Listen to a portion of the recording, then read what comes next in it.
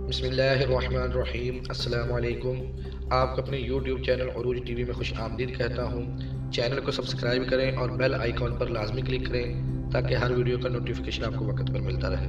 آج میں اپنے پیارے ویورز کے ساتھ شیئر کروں گا مفلسی کو دور کرنے اور دولت مند ہونے کے بارے میں دو بہت ہی پیارے وظائف، لیکن اس سے پہلے آپ حضرات سے چند گزارشات عرض کروں گا۔ دوستو، اللہ تعالیٰ نے انسانوں کو دنیا میں دو طبقوں کے اندر تقسیم فرمایا ہے، ایک امیر طبقہ اور دوسرا غریب، اور ان دونوں طبقوں کے اوپر ایک امتحان رکھ دیا۔ امیروں کے لیے یہ امتحان ہے کہ کیا یہ لوگ غریبوں کا حق ادا کرتے ہیں یا نہیں، جیسے زکوٰۃ و صدقات کا ادا کرنا، اور غریب لوگوں کا اچھے سے خیال رکھنا، ان کے لیے کھانا، لباس اور ضروریات زندگی کی چیزیں مہیا کرنا وغیرہ۔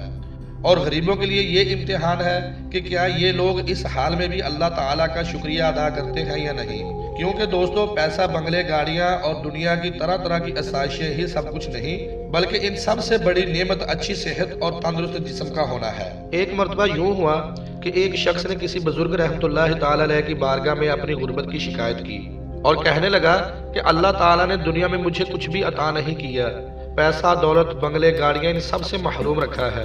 تو وہ بزرگ رحمۃ اللہ تعالیٰ علیہ ارشاد فرمانے لگے، اے شخص، اگر تجھے کوئی ڈھیر سارا پیسہ دے اور بدلے میں تیری ٹانگ مانگے تو کیا تو اسے اپنی ٹانگ دے دے گا؟ وہ کہنے لگا، ہرگز نہیں۔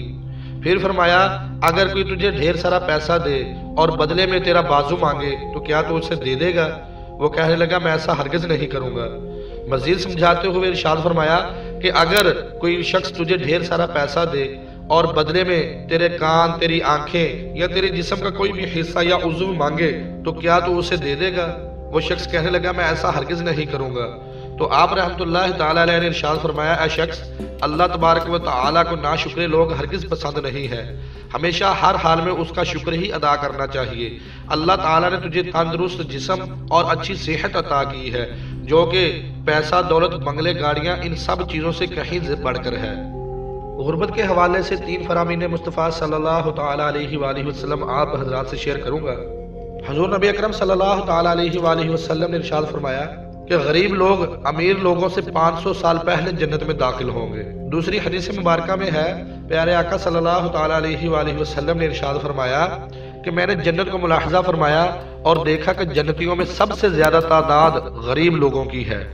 پیارے آقا صلی اللہ تعالیٰ علیہ وآلہ وسلم نے ارشاد فرمایا، اے اللہ عز و جل، مجھے غریبی کی حالت میں حیات اور غریبی کی حالت میں ہی وصال عطا فرمانا، اور گروہ مساکین یعنی غریبوں میں ہی میرا حشر فرمانا۔ پیارے مصطفیٰ کریم صلی اللہ تعالیٰ علیہ وآلہ وسلم کی ان روایات سے پتہ چلا کہ پیارے آقا صلی اللہ تعالیٰ علیہ وآلہ وسلم غریبوں سے بہت زیادہ محبت فرماتے تھے۔ تو دوستو پتہ چلا کہ ہمیں ہر وقت اللہ تعالیٰ کا شکر ادا کرتے رہنا چاہیے اور ہمیشہ عافیت کی دعا مانگنی چاہیے۔ اب مفلسی دور کرنے کے وظائف سن لیجئے۔ ہر روز 41 دن تک جو شخص فجر کی نماز کے وقت فرض اور سنت کے درمیان اللہ تبارک و تعالیٰ کا صفاتی نام یا رزاقو 550 بار پڑھے گا، انشاءاللہ العزیز بہت جلد دولت مند ہوگا اور اس کی مفلسی ہمیشہ کے لیے ختم ہو جائے گی۔ وظیفہ نمبر 2 بھی سن لیجئے۔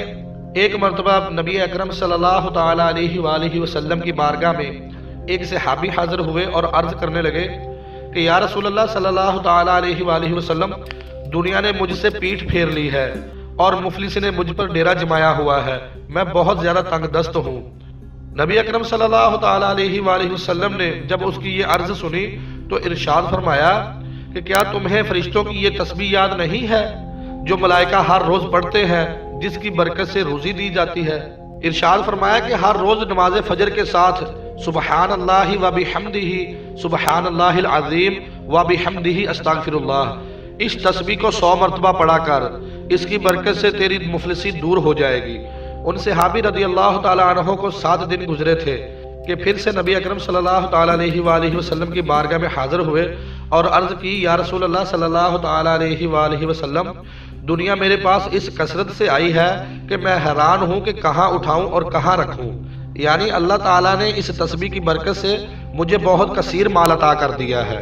بہتر یہ ہے کہ اس وظیفے کو آپ صبح صادق کے وقت یعنی نماز فجر کی جماعت ہونے سے پہلے پڑھ لیں، اور اگر کبھی آنکھ لیٹ کھلے اور نماز فجر کی جماعت قائم ہو جائے تو آپ بعد میں بھی پڑھ سکتے ہیں۔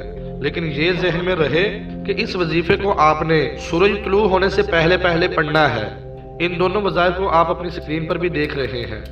اسی کے ساتھ اپنے ہوسٹ حافظ محمد بلال کو اجازت دیجیے۔ اللہ حافظ۔